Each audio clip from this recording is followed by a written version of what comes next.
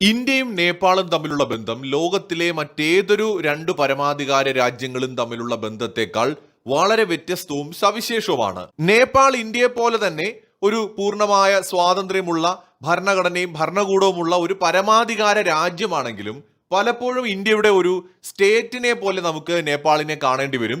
അതിന്റെ ചരിത്ര പശ്ചാത്തലം പരിശോധിച്ചാൽ അത് എന്തുകൊണ്ടാണെന്ന് മനസ്സിലാവുകയും ചെയ്യും. നേപ്പാളിലെ പുതിയ പ്രധാനമന്ത്രി നല്ല ഒന്നാം തരം ചൊറി പിടിച്ച മനുഷ്യനാണ്. അയാൾ ഇന്ത്യ നേപ്പാൾ ബന്ധത്തിൽ കൂടുതൽ വിള്ളലുകൾ വീഴ്ത്താനുള്ള സാധ്യത വളരെ കൂടുതലുമാണ്. ഒരുപക്ഷെ ഏതെങ്കിലും വിദേശ ശക്തിയുടെ വെറും ഒരു പാവയായി പ്രവർത്തിക്കുന്ന ഒരു ജൻസി പ്രക്ഷോഭ നേതാവായിരിക്കാം. അതല്ലെന്നുണ്ടെങ്കിൽ രാഷ്ട്രീയ ബോധം ലവലേശമില്ലാത്ത ജനങ്ങളുടെയും യുവാക്കളുടെയും കയ്യടി കിട്ടാൻ വേണ്ടി എന്ത് പോഴത്തരവും പറയാൻ മടിയില്ലാത്തൊരു മനുഷ്യനായിരിക്കാം. അതല്ലെങ്കിൽ മുഹമ്മദ് മൊയ്സുവിനെ പോലെ തൽക്കാലം രാഷ്ട്രീയ നിലനിൽപ്പിന് വേണ്ടിയിട്ട് ഇന്ത്യ വിരുദ്ധത ഉപയോഗിച്ചിട്ട് പതിയെ മലക്കം മറിഞ്ഞ് ഇന്ത്യയുടെ സഹായത്താൽ ഭരണം തുടരാമെന്ന് കഴിയുന്ന ഒരു വ്യക്തിയുമാകാം. എന്തായാലും അദ്ദേഹത്തിന്റെ രാഷ്ട്രീയ നിലപാടുകൾ തൽക്കാലം ഇന്ത്യക്ക് ഒട്ടും ഗുണകരമല്ല. ഗ്രേറ്റർ നേപ്പാൾ കാഴ്ചപ്പാടുമായിട്ട് അധികാരത്തിലിരിക്കുന്ന നിലവിലെ നേപ്പാൾ പ്രധാനമന്ത്രി ഇന്ത്യ നേപ്പാൾ ബന്ധത്തിൽ കൂടുതൽ വിള്ളലുകൾ വീഴ്ത്തിയേക്കാവുന്ന തരത്തിലുള്ള ചില പ്രതികരണങ്ങൾ നടത്തിയിട്ടുണ്ട്. നമ്മൾ ഇന്ത്യക്കാരെ സംബന്ധിച്ചിടത്തോളം, ദേശീയവാദികളെ സംബന്ധിച്ചിടത്തോളം നമുക്ക് പാകിസ്ഥാനോട് ശത്രുത ഉണ്ടായതിന്റെ കാരണം പാകിസ്ഥാൻ ഇന്ത്യ വിരുദ്ധ പ്രവർത്തനങ്ങൾ നടത്തിയപ്പോഴാണ്. നമ്മൾ ബംഗ്ലാദേശുമായിട്ട് അടുത്ത സൗഹൃദത്തിലായിരുന്നു. എപ്പോഴാണോ ബംഗ്ലാദേശ് നമുക്കെതിരെ തിരിഞ്ഞത് അന്ന് മുതൽ നമ്മളും ബംഗ്ലാദേശിനെതിരെ തിരിഞ്ഞു. മാൽഡീവ്സുമായിട്ട് നല്ല അടുപ്പത്തിലായിരുന്നു. അവർ നമുക്കെതിരെ തിരിഞ്ഞപ്പോൾ നമ്മളും മാൽഡീവ്സിനെതിരെ തിരിഞ്ഞു. മാൽഡീവ്സ് ഇന്ത്യയോട് സൗഹൃദത്തിന്റെ പാതയിലേക്ക് വരുന്നു. പ്രശ്നങ്ങൾ പരിഹരിക്കപ്പെട്ടപ്പോൾ നമ്മളും മാൽഡീവ്സിനോട് രമ്യതയിലേക്ക് പോകുന്നു. സോ നമ്മുടെ രാജ്യത്തോട് എങ്ങനെയാണ് മറ്റൊരു രാജ്യം പെരുമാറുന്നത് എന്നനുസരിച്ചായിരിക്കും ഈ രാജ്യത്തെ സ്നേഹിക്കുന്ന ഓരോ ദേശീയവാദിയും ആ രാജ്യത്തെ കാണുന്നതും ആ രാജ്യത്തോട് സൗഹൃദം പുലർത്തുന്നതും. ഇപ്പോഴത്തെ നേപ്പാൾ പ്രധാനമന്ത്രിക്ക് ഗ്രേറ്റർ നേപ്പാൾ ഉണ്ടാക്കണമെന്നാണ് ആഗ്രഹമെങ്കിൽ നമ്മൾ ഇന്ത്യക്കാര് നേപ്പാളിനെ ഇന്ത്യയുടെ സംസ്ഥാനമാക്കുന്നതിനെ കുറിച്ച് കൂടുതലായിട്ട് ആലോചിക്കേണ്ടി വരും. നേപ്പാൾ എന്ന് പറയുന്നത് നിലവിൽ ഇന്ത്യയുടെ ഒരു സംസ്ഥാനത്തെ പോലെ തന്നെയാണ് ഇന്ത്യ ഗവൺമെന്റ് സംരക്ഷിച്ചു പോരുന്നത്. നേപ്പാളില് അവർക്ക് ആവശ്യമായതെല്ലാം സത്യത്തിൽ ഇന്ത്യ അവർക്ക് നൽകിക്കൊണ്ടിരിക്കുകയാണ്. എന്തിനേറെ പറയുന്നു, ഇന്ത്യയുമായിട്ട് ബന്ധമില്ല എന്നുണ്ടെങ്കിൽ നേപ്പാളിലെ ജനങ്ങൾ പട്ടിണി കിടന്ന് മരിച്ചു പോകും. കാരണം അവർക്ക് അത്യാവശ്യം വേണ്ടതെല്ലാം കടന്നു പോകുന്നത് ഇന്ത്യയിലൂടെയാണ്. കാരണം നേപ്പാൾ ഒരു ലാൻഡ് ലോക്ക്ഡ് ആയിട്ടുള്ള ഒരു രാജ്യമായതുകൊണ്ട് ഇന്ത്യയുടെ സഹായമില്ലാതെ അവർക്ക് നിലനിൽക്കാൻ കഴിയില്ല. ചൈനയ്ക്ക് നേപ്പാളിലേക്ക് ട്രേഡ് നടത്തി ഉൽപ്പന്നങ്ങൾ കൊടുക്കുന്നതിന് പരിമിതിയുണ്ട്. കാരണം ടിബറ്റ് എന്ന് പറയുന്നത് ഒരു വലിയ മതിൽക്കെട്ടായിട്ട് അവിടെ നിൽപ്പുണ്ട്. അപ്പോൾ ഒരു ലിമിറ്റിനപ്പുറം ഇന്ത്യയിൽ നിന്ന് കിട്ടുന്ന സൗജന്യങ്ങൾ നേപ്പാളിന് കിട്ടില്ല. അപ്പോൾ നമ്മുടെ ഇപ്പോൾ നേരത്തെ DMK തമിഴ്നാട് ഭരിച്ചിരുന്ന സമയത്ത് സ്റ്റാലിൻ പലപ്പോഴും ഇന്ത്യക്കെതിരായിട്ട് പല സ്റ്റേറ്റ്മെന്റുകളും പറയുന്നത് പോലെയൊക്കെ ഉള്ളൂ നേപ്പാളിലെ പ്രധാനമന്ത്രിയുടെ സ്റ്റേറ്റ്മെന്റുകളെ നമ്മൾ കാണുന്നത്. പക്ഷെ എന്നിരുന്നാലും ഭയങ്കരമായിട്ട് അങ്ങോട്ട് ചോര തിളക്കിയാണ്.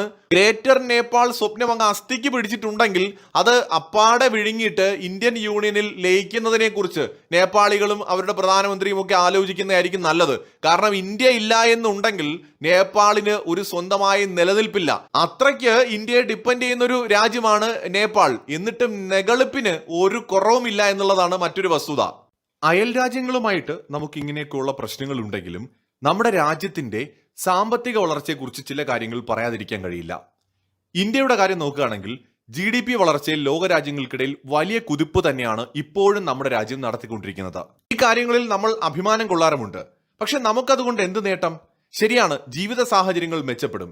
ഇന്ത്യ ഒരു വളരുന്ന മാർക്കറ്റ് ആയതുകൊണ്ട് അതിന്റെ കൂടെ തന്നെ ഇന്ത്യൻ മാർക്കറ്റിൽ നിന്ന് ലാഭമുണ്ടാക്കാൻ, നേട്ടമുണ്ടാക്കാൻ നമുക്കും കഴിയും. അതിനായിട്ട് ഇന്ത്യയിലെ 50 ടോപ്പ് ആയിട്ടുള്ള കമ്പനികളിൽ നിക്ഷേപിക്കുവാനുള്ള ഒരു അവസരത്തെക്കുറിച്ചാണ് ഞാൻ പറയുന്നത്. ഇന്ത്യയിലെ പ്രമുഖ പ്രൈവറ്റ് ലൈഫ് ഇൻഷുറൻസ് കമ്പനികളിൽ ഒന്നായിട്ടുള്ള HDFC ലൈഫിന്റെ ടോപ്പ് 500 സ്മാർട്ട് വാല്യൂ 50 ഫണ്ട് എന്ന NFOയിൽ ഇപ്പോൾ നിക്ഷേപിക്കാൻ അവസരമുണ്ട്. തുടക്കക്കാർക്കുള്ള ഏറ്റവും മികച്ച അവസരമാണിത്. NAV വെറും 10 രൂപയേ ഉള്ളൂ. ഇപ്പോൾ നിങ്ങൾക്ക് താല്പര്യമുണ്ടെങ്കിൽ ഡിസ്ക്രിപ്ഷനിലോ കമന്റിലോ ഉള്ള ലിങ്ക് വഴി ഡീറ്റെയിൽസ് അറിയാം. ബാങ്കുകളിൽ നിന്ന് 5-6% മാത്രം പലിശ ലഭിക്കുമ്പോൾ ഈ ഇൻഡെക്സ് കഴിഞ്ഞ 5-10 വർഷങ്ങളിൽ ശരാശരി 28-20% വരെ റിട്ടേൺ ആണ് നൽകിയിട്ടുള്ളത്. മാസം അടയ്ക്കുന്ന പ്രീമിയത്തിന്റെ 120 ഇരട്ടി ലൈഫ് കവറും 2.5 ലക്ഷം വരെയുള്ള നിക്ഷേപങ്ങൾക്ക് ടാക്സും അടയ്ക്കേണ്ടതില്ല. പ്രവാസികൾക്കൊക്കെ മാസം 18,000 വീതം നിക്ഷേപിച്ചാൽ 2 കോടി രൂപ വരെ നേടാനുള്ള വലിയ സാധ്യത ഇതിൽ പറയുന്നുണ്ട്. എന്നാൽ 5 വർഷത്തെ ലോക്ക് ഇൻ പീരീഡ് ഉള്ളതിനാൽ നിങ്ങൾക്ക് മുടങ്ങാതെ അടയ്ക്കാൻ കഴിയുന്ന ഒരു തുക മാത്രം നിക്ഷേപത്തിനായിട്ട് തെരഞ്ഞെടുക്കുക. ഓർക്കുക, NFO അവസാനിക്കാൻ ഇനി വെറും 14 ദിവസം കൂടിയേ ബാക്കിയുള്ളൂ. കൂടുതൽ വിവരങ്ങൾക്കായിട്ട് ഡിസ്ക്രിപ്ഷനിലോ കമന്റിലോ ഉള്ള ലിങ്ക് ചെക്ക് ചെയ്താൽ മതി. നിങ്ങൾക്ക് താല്പര്യമുണ്ടെങ്കിൽ നിക്ഷേപിച്ചാലും മതി. പക്ഷേ ഒന്ന് കയറി നോക്കുക, അതിന്റെ കാര്യങ്ങളൊക്കെ ഒന്ന് മനസ്സിലാക്കുക. ചിലപ്പോൾ നല്ലൊരു അവസരമായിരിക്കാം. പല നല്ല അവസരങ്ങളും ഇങ്ങനെ ആളുകൾക്ക് മിസ്സായി പോവാറുണ്ട്. ഇന്ത്യ നേപ്പാൾ ബന്ധം എന്ന് പറയുന്നത് ശരിക്കും റൊട്ടി ബെഡി ബന്ധം പോലെയാണ്. ലോകത്ത് മറ്റൊരു രാജ്യവുമായിട്ട് ഇന്ത്യക്ക് ഇത്രയും ആഴത്തിലുള്ള സാമൂഹിക ബന്ധമില്ല. ഭൂട്ടാൻ ഇന്ത്യയുടെ സഹോദര രാജ്യമാണ്, ഇന്ത്യ പ്രൊട്ടക്ട് ചെയ്യുന്ന രാജ്യമാണ്. അങ്ങനെ പറയുമ്പോൾ തന്നെ ഭൂട്ടാനും ഇന്ത്യയും തമ്മിലുള്ള ബന്ധത്തിൽ നമ്മൾ മനസ്സിലാക്കേണ്ടത് ഇന്ത്യ ഭൂട്ടാന്റെ ഒരു ഗാർഡിയൻ ആയിട്ടാണ് നിൽക്കുന്നത്. ഭൂട്ടാന്റെ സംസ്കാരവും കൾച്ചറും പ്രൊട്ടക്ട് ചെയ്തിട്ട് നമ്മൾ പോലും പോയിട്ട് അതിൽ യാതൊരു തരത്തിലും അതിനെ മലിനപ്പെടുത്താതെ അവരുടെ സമാധാനത്തിനുള്ള ജീവിതത്തിനുള്ള സൗകര്യങ്ങൾ കൊടുത്തുകൊണ്ട് ആ രാജ്യത്തെ ഇന്ത്യ നമ്മുടെ ചിറകിനുള്ളിൽ വെച്ച് പ്രൊട്ടക്ട് ചെയ്യുകയാണ്. ശരിക്കും ഗാർഡിയനാണ്. എന്നാൽ നേപ്പാളിന്റെ കാര്യം വരുമ്പോൾ അങ്ങോട്ടും ഇങ്ങോട്ടും വളരെ അടുത്ത ബന്ധമാണുള്ളത്. എന്ന് വെച്ചാൽ ജനങ്ങൾക്കിടയിൽ പീപ്പിൾ ടു പീപ്പിൾ റിലേഷൻ വളരെ ശക്തമാണ്. ഇന്ത്യക്കാർ നേപ്പാളിലേക്കും നേപ്പാളികൾ ഇന്ത്യയിലേക്കും ഒരു സ്റ്റേറ്റിൽ നിന്ന് മറ്റൊരു സ്റ്റേറ്റിലേക്ക് പോകുന്ന ലാഘവത്തോടെയാണ് വന്നു പോകുന്നത്. അത്രയും ആഴത്തിലുള്ള സാമൂഹിക ബന്ധം നമുക്ക് നേപ്പാളുമായിട്ടുണ്ട്. അതിർത്തിയുടെ ഇരുവശത്തുമുള്ള ജനങ്ങൾ തമ്മിൽ നൂറ്റാണ്ടുകളായിട്ട് വിവാഹ ബന്ധങ്ങളിൽ ഏർപ്പെടാറുണ്ട്. അതുപോലെ തന്നെ ഉപജീവനത്തിനായിട്ട് പരസ്പരം ആശ്രയിക്കുന്നുമുണ്ട്. അവിടെയാണ് സാംസ്കാരികമായും മതപരമായും ഭാഷാപരമായും ഒക്കെ ഇരു രാജ്യങ്ങളും തമ്മിൽ വളരെ ആഴത്തിലുള്ള ബന്ധമുള്ളത്. പക്ഷെ എന്തൊക്കെ ഉണ്ടെന്ന് പറയുമ്പോഴും നമ്മുടെ രാജ്യത്തിനെതിരായിട്ട് ഏതെങ്കിലും ഒരു രാജ്യം പ്രതികരിക്കുകയോ എന്തെങ്കിലും പ്രവൃത്തിയിൽ ഏർപ്പെടുകയോ ചെയ്താൽ സ്വാഭാവികമായി ആ രാജ്യത്തിനെതിരെ ഇന്ത്യക്കാർ പ്രതികരിക്കും. ഇപ്പോഴത്തെ നേപ്പാൾ പ്രധാനമന്ത്രിയുടെ പ്രതികരണങ്ങളാണ് ഇന്ത്യക്കാർക്കിടയിൽ കടുത്ത അതൃപ്തി ഉണ്ടാക്കിയിട്ടുള്ളത്.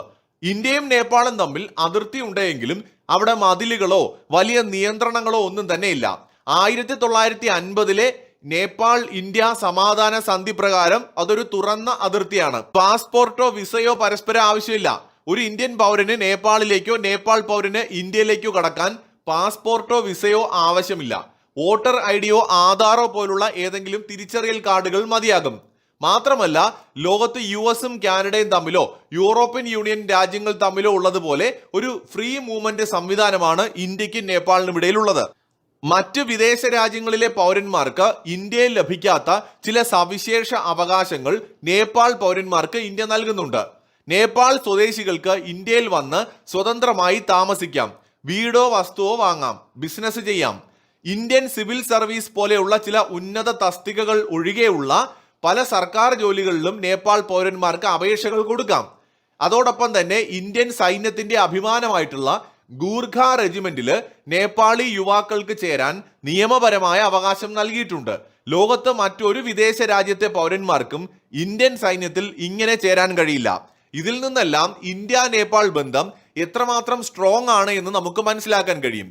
എന്നാൽ ഈ ബന്ധം തകർക്കാനായിട്ട് കഴിഞ്ഞ കുറെ കാലങ്ങളായിട്ട് ചില രാജ്യങ്ങൾ ശ്രമിക്കുന്നുണ്ട്. അതിൽ ഒന്നാമത്തെ രാജ്യം ചൈനയാണ്. ഇന്ത്യയും നേപ്പാളും തമ്മിലുള്ള ഈ ബന്ധം ചൈനയെ എന്നും അസ്വസ്ഥപ്പെടുത്തുന്നുണ്ട്. രണ്ടാമത്തെ രാജ്യം പാകിസ്ഥാനാണ്. അവരും ഇങ്ങനൊരു റിലേഷൻ ഇന്ത്യയും നേപ്പാളും തമ്മിൽ ഉണ്ടാവുന്നത് തീരെ ആഗ്രഹിക്കുന്നില്ല. മൂന്നാമത്തെ രാജ്യം അമേരിക്കയാണ്. കാരണം അമേരിക്ക ഇന്ത്യ എന്ന് പറയുന്ന നമ്മുടെ രാജ്യത്തിന് പുറത്തേക്ക് സ്വാധീനം ഉറപ്പിക്കുന്നതിനെ ഭയപ്പെടുന്നുണ്ട്. ഒരു കാലത്ത് അമേരിക്കൻ മാധ്യമങ്ങൾ ഇന്ത്യ ഈ ബംഗ്ലാദേശും നേപ്പാളും ഭൂട്ടാനും ശ്രീലങ്കയും പോലുള്ള രാജ്യങ്ങളിൽ വളരെ ശക്തമായ സ്വാധീനം ചെലുത്തുന്നു എന്ന് പറഞ്ഞുകൊണ്ട് ഇന്ത്യ സോവിയറ്റ് മോഡൽ ഉണ്ടാക്കുകയാണ് എന്ന് പറഞ്ഞ് ലേഖനങ്ങൾ പോലും എഴുതിയിട്ടുണ്ട്. ഇതിൽ നിന്നെല്ലാം അമേരിക്കയിലും ഒരു കൂട്ടർ ഇന്ത്യ നേപ്പാൾ ഉൾപ്പെടെയുള്ള രാജ്യങ്ങളുമായി ഇത്തരത്തിൽ സ്ട്രോങ് ആയിട്ടുള്ള റിലേഷൻ കണ്ടിന്യൂ ചെയ്യുന്നതിനെ ഒട്ടും താല്പര്യപ്പെടുന്നില്ല. ഡീപ് സ്റ്റേറ്റ് നേപ്പാളിനെ കാണുന്നത് ഇന്ത്യക്കും ചൈനയ്ക്കും ഇടയിലുള്ള ഒരു പ്രധാനപ്പെട്ട രാജ്യമെന്ന നിലയ്ക്ക് അവരുടെ താല്പര്യങ്ങൾ സംരക്ഷിക്കാനുള്ള ഒരു ഇടമായിട്ടാണ്. അതുകൊണ്ട് തന്നെ കുറെ കാലമായിട്ട് ഡീപ് സ്റ്റേറ്റ് നേപ്പാളിൽ പിടിമുറുക്കാൻ ശ്രമിക്കുന്നുണ്ട്. നേപ്പാളിൽ പിടിമുറുക്കി കഴിഞ്ഞാൽ ഏഷ്യയിലെ പ്രധാന രണ്ട് ശക്തികളായിട്ടുള്ള ഇന്ത്യയുടെയും ചൈനയുടെയും ഇടയിൽ നിന്നുകൊണ്ട് തങ്ങളുടെ താല്പര്യങ്ങൾ നടപ്പിലാക്കാൻ കഴിയുമെന്ന് ഡീപ് സ്റ്റേറ്റ് വിശ്വസിക്കുന്നുണ്ട്. നേപ്പാളിൽ ഉണ്ടായ ജെൻസി പ്രക്ഷോഭം യഥാർത്ഥത്തിൽ യുക്രൈൻ മാതൃകയിൽ തന്നെ കാണേണ്ട ഒന്നാണ്. നേപ്പാളില് രാജഭരണകൂടമായിരുന്ന സമയത്ത് ഇന്ത്യയുമായിട്ട് വളരെ സ്ട്രോങ് ആയിട്ടുള്ള ഒരു റിലേഷൻ ഉണ്ടായിരുന്നു. ആ സമയത്ത് അവിടെ കമ്മ്യൂണിസ്റ്റുകളെ ഇറക്കിയിട്ട് അട്ടിമറി നടത്തിയതിന്റെ പുറകില് ചൈനയായിരുന്നു. ചൈനീസ് അനുകൂലമായിട്ടുള്ള ഒരു സംവിധാനം അവിടെ കൊണ്ടുവരാനായിട്ടായിരുന്നു ചൈന ആ അട്ടിമറിക്ക് പുറകിൽ പ്രവർത്തിച്ചത്. വിപ്ലവം നടപ്പിലാക്കിക്കൊണ്ട് രാജാവിനെ താഴെ ഇറക്കി. അതിനുശേഷം ഇന്നിപ്പോൾ കമ്മ്യൂണിസ്റ്റ് പാർട്ടികളെ പുറത്താക്കിക്കൊണ്ട് ഒരു പുതിയ രാഷ്ട്രീയ പാർട്ടി അവിടെ എത്തിയിരിക്കുകയാണ്. അതായത് നിലവിലെ പ്രധാനമന്ത്രി ബാലേന്ദ്ര ഷാ നേപ്പാളിന്റെ പ്രധാനമന്ത്രിയായിട്ട് എത്തുന്നതിന് മുമ്പ് അദ്ദേഹം ആരായിരുന്നു എന്ന് നമ്മൾ അന്വേഷിക്കേണ്ടതായിട്ടുണ്ട്. രാഷ്ട്രീയത്തിൽ വരുന്നതിന് മുൻപ് നേപ്പാളിലെ യുവാക്കൾക്കിടയിൽ കടുത്ത സ്വാധീനമുള്ള ഒരു പ്രശസ്ത റാപ്പറും സ്ട്രക്ചറൽ എഞ്ചിനീയറുമായിരുന്നു ബാലേന്ദ്ര ഷാ. അഴിമതിക്കും പഴയ രാഷ്ട്രീയ വ്യവസ്ഥിതിക്കും എതിരായിട്ട് തന്റെ പാട്ടുകളിലൂടെ സംസാരിച്ചിരുന്നു. നമ്മുടെ വേടന്റെ ഒരു പ്രോ വെർഷൻ ആയിരുന്നു ഇത്. അദ്ദേഹത്തിന് ഒരു വലിയ ജെൻസി ഫോളോവേഴ്സിനെ നേടിക്കൊടുത്തു. പിന്നീട് ഇയാള് ഒരു പാർട്ടിയുടെയും സഹായമില്ലാതെ തെരഞ്ഞെടുപ്പിനെ നേരിട്ടുകൊണ്ട് കാഠ്മണ്ഡുവിലെ മേയറായിട്ട് മാറുന്നു. അവിടെ നിന്ന് പ്രധാനമന്ത്രിയാവുന്നതിന് വേണ്ടിയിട്ട് ഇന്ത്യ വിരുദ്ധതയും ഇയാൾ ഉപയോഗിച്ചു. ഗ്രേറ്റർ നേപ്പാളിന്റെ ഒരു ഭൂപടമൊക്കെ അയാളുടെ ഓഫീസിൽ സ്ഥാപിച്ച് മൊയ്സു ചെയ്ത പോലെ ഇന്ത്യ വിരുദ്ധത പ്രചരിപ്പിച്ച് പരമാവധി വോട്ട് നേടിയിട്ടാണ് അയാൾ അവിടെ പ്രധാനമന്ത്രിയാവുന്നത്. ഇയാളുടെ പുറകില് ആരൊക്കെ ഉണ്ടാകുമെന്ന് നമുക്ക് ഊഹിക്കാവുന്നതേ ഉള്ളൂ. ഇപ്പൊ ഇന്ത്യയിൽ നിന്ന് നമ്മുടെ കൈലാസ യാത്ര നടത്തുന്നതിന് എതിരായിട്ട് ഇയാൾ വന്നിട്ടുണ്ട്. എന്ന് വെച്ചാൽ ലിബുലേഖ് എന്ന് പറയുന്നത് ഇയാൾ ക്ലെയിം ചെയ്യുന്ന സ്ഥലമാണെന്ന് പറഞ്ഞുകൊണ്ട് ചൈനയുടെ അടുത്തേക്ക് പോയിരിക്കുകയാണ്. അപ്പൊ ഈ ലിബുലേഖ്, കാലാപാനിയൊക്കെ എന്ന് പറയുന്നത് ഇന്ത്യയുടെ പ്രദേശങ്ങളാണ്. പിന്നെ ഇയാൾ ചെയ്ത വേറൊരു കാര്യം എന്ന് പറയുന്നത് ഇയാൾ UK പോയിട്ടുണ്ട്. ഇന്ത്യ നേപ്പാൾ അതിർത്തി നിർണയിച്ചത് ബ്രിട്ടൻ ഇന്ത്യ ഭരിക്കുന്ന കാലത്തായതുകൊണ്ട് ബ്രിട്ടനെയും ഇതിലേക്ക് വലിച്ചടയ്ക്കാനായിട്ട് ഇയാൾ പോയിട്ടുണ്ട്. പിന്നെ പാർലമെന്റിൽ ഈ ഷാ ഒരു സ്റ്റേറ്റ്മെന്റ് നടത്തിയത് ഇന്ത്യ നേപ്പാളിന്റെ സ്ഥലം കയ്യേറിയതുപോലെ നേപ്പാളും ഇന്ത്യയുടെ ചില സ്ഥലങ്ങൾ കയ്യേറിയിട്ടുണ്ട് എന്ന് പറയുന്നു. ഇത് നേപ്പാളിൽ തന്നെ വലിയ പ്രതിഷേധം ഉണ്ടാക്കി. നേപ്പാളികൾ ഇയാൾക്കെതിരെ തിരിഞ്ഞു. നേപ്പാൾ അങ്ങനെ ആരുടെയും സ്ഥലം കയ്യേറിയിട്ടില്ല എന്ന് അവർ പറഞ്ഞു. അപ്പോൾ ഉടനെ തന്നെ വിദേശകാര്യ മന്ത്രാലയം പറഞ്ഞത് അത് അദ്ദേഹം ഉദ്ദേശിച്ചത് ഒരു നദി ഇങ്ങനെ അതിർത്തിയിൽ വഴിമാറി ഒഴുകിയത് കാരണം ഇന്ത്യയുടെ കുറച്ച് പ്രദേശങ്ങൾ നേപ്പാളിന്റെ അകത്തായി പോയി. പിന്നെ കുറച്ച് കർഷകര് അറിയാതെ ഇന്ത്യയുടെ പ്രദേശത്ത് കൃഷി ചെയ്തു. അതൊക്കെയാണ് പുള്ളി ഉദ്ദേശിച്ചത് എന്നാണ്. എന്തായാലും ഇന്ത്യക്കും നേപ്പാളിനും ഇടയിൽ അങ്ങനെ ഒരു കമ്പിവേലി കെട്ടി അതിർത്തി ഇല്ലാത്തത് കൊണ്ട് അങ്ങോട്ടും ഇങ്ങോട്ടും ആളുകൾ ചിലപ്പോൾ കൃഷി ചെയ്യുകയോ വരെ പോവുകയോ ഒക്കെ ചെയ്യാം. പാകിസ്ഥാൻ ബോർഡർ പോലെയൊന്നുമല്ല ഇന്ത്യ നേപ്പാൾ ബോർഡർ എന്ന് പറയുന്നത്. പക്ഷെ ഇയാൾ പറഞ്ഞ പോലെ ഒരു കയ്യേറ്റം ഒന്നും നടന്നിട്ടില്ല. അതിനൊന്നും ഇന്ത്യൻ ആർമി ആരെ അനുവദിക്കുകയുമില്ല. അത് നേപ്പാളിൽ മുൻപ് ഭരണം നടത്തിയവർക്ക് നന്നായിട്ട് അറിയാം. പക്ഷെ ഇയാള് രാഷ്ട്രീയ പക്വത ഇല്ലാത്തൊരു മനുഷ്യനാണ്. വായി തോന്നിയതൊക്കെ വിളിച്ചു പറയാണ്. ചിലപ്പോൾ വലിയ മാസ് ഡയലോഗ് അടിച്ചതാണല്ലോ ഇന്ത്യയുടെ പ്രദേശങ്ങൾ പിടിച്ചെടുക്കും എന്നൊക്കെ. അപ്പൊ അത് നടക്കില്ല എന്ന് മനസ്സിലായപ്പോ ഇയാളുടെ ഫോളോവേഴ്സിനെ തൃപ്തിപ്പെടുത്താൻ നമ്മുടെ സ്ഥലം അവരുടെ കയ്യിൽ മാത്രമല്ല, അവരുടെ കുറച്ച് സ്ഥലം നമ്മുടെയും കയ്യിലുണ്ട് എന്ന് പറഞ്ഞിട്ട് പതിയെ തടി ഊരാനും ഇന്ത്യയുമായിട്ടുള്ള ബന്ധം മെച്ചപ്പെടുത്താനും ഉള്ളൊരു നീക്കമായിരിക്കാം. അതും പാളിപ്പോയിട്ടുണ്ട് അവിടെ. ഇനി രണ്ടാമത്തെ ഒരു സാധ്യത എന്ന് പറയുന്നത് ഇയാൾ ചിലപ്പോൾ ഇന്ത്യ ഗവൺമെന്റിനെ പ്രതിരോധത്തിലാക്കാൻ പറഞ്ഞൊരു സ്റ്റേറ്റ്മെന്റും ആകാം. എന്താണെങ്കിലും ഇന്ത്യ ഇപ്പൊ ഫോക്കസ് ചെയ്യുന്നത് ഇന്ത്യയുടെ എക്കണോമിക് ഗ്രോത്തിനാണ്. കൂടുതൽ ശക്തി നേടുന്നതിലാണ് ഇന്ത്യ ഫോക്കസ് ചെയ്യുന്നത്. അതുകൊണ്ട് മാത്രമാണ് ഈ ഞാഞ്ഞൂലുകളെയൊക്കെ ഇന്ത്യ പിന്നീടത്തേക്ക് വെക്കുന്നത്. അതിപ്പോ ബംഗ്ലാദേശ് ആയാലും നേപ്പാൾ ആയാലും മാലിദ്വീപ് ആയാലും ഏത് രാജ്യമാണെങ്കിലും ഇന്ത്യക്കെതിരെ തിരിഞ്ഞിട്ട് ഇന്ത്യ ഒന്നും ചെയ്തിട്ടില്ല എന്നുണ്ടെങ്കിൽ കേസ് നമ്മൾ പെൻഡിങ്ങിൽ വെച്ചിരിക്കുകയാണ്. ഇവിടെ വലിയ കൊമ്പനായിട്ട് നടക്കുന്ന ചൈന വിചാരിച്ചിട്ട് നമ്മുടെ രോമത്തിൽ തൊടാൻ പറ്റിയിട്ടില്ല. പിന്നെയാണ് ഇന്നലെ പെയ്ത മഴയത്ത് കുരുത്ത് ഒരു ഷാ വന്ന് ഇന്ത്യയെ മൂക്കി വലിച്ചു കയറ്റും എന്നൊക്കെ പറയുന്നത്. ശരിക്കും പറഞ്ഞാൽ ട്രംപ് കാനഡയോട് പറഞ്ഞതേ പിന്നെ നമ്മൾ ഇന്ത്യക്കാർക്കും ഇവരോട് പറയാൻ പറ്റുള്ളൂ. ഇന്ത്യയുടെ അടുത്ത സ്റ്റേറ്റ് ആകാൻ തയ്യാറെടുക്കുക. കാരണം ഇന്ത്യയുടെ എല്ലാ തരത്തിലുള്ള സൗജന്യങ്ങളും പറ്റുന്ന ഒരു നാടാണ് നേപ്പാൾ എന്ന് പറയുന്നത്. അതുകൊണ്ട് നമ്മുടെ ഷായ്ക്ക് കൂടുതൽ തിന്നിട്ട് എല്ലിന്റെ ഇടയിൽ കയറിയിട്ടുണ്ടെങ്കിൽ ഇന്ത്യയുടെ ഒരു സ്റ്റേറ്റിന്റെ മുഖ്യമന്ത്രിയായിട്ട് അദ്ദേഹം ചിലപ്പോൾ ഭാവിയിൽ തൃപ്തിപ്പെടേണ്ടി വരും. ഈ കാര്യങ്ങളൊക്കെ പറയുന്നതിനോടൊപ്പം തന്നെ നിലവിൽ ലാഭകരമായ മികച്ച ഒരു നിക്ഷേപ അവസരത്തെ കുറിച്ച് കൂടിയാണ് ഞാൻ ഈ വീഡിയോയിലൂടെ നിങ്ങളുമായി പങ്കുവച്ചത്. പല നല്ല അവസരങ്ങളും നമ്മൾ അറിയാതെ പോവാറുണ്ട്. അങ്ങനെ സംഭവിക്കാതിരിക്കാൻ ഇപ്പോൾ തന്നെ താഴെ ഡിസ്ക്രിപ്ഷനിലോ കമന്റിലോ ഉള്ള ലിങ്ക് ചെക്ക് ചെയ്യുക. NFO അവസാനിക്കാൻ ഇനി വെറും 14 ദിവസം കൂടിയേ ഉള്ളൂ. കാര്യങ്ങൾ കൃത്യമായി മനസ്സിലാക്കിയ ശേഷം മാത്രം നിങ്ങളുടെ നിക്ഷേപം ആരംഭിക്കുക. ലിങ്ക് ഇപ്പോൾ തന്നെ ചെക്ക് ചെയ്യൂ. മറ്റൊരു വീഡിയോയുമായി വീണ്ടും കാണാം.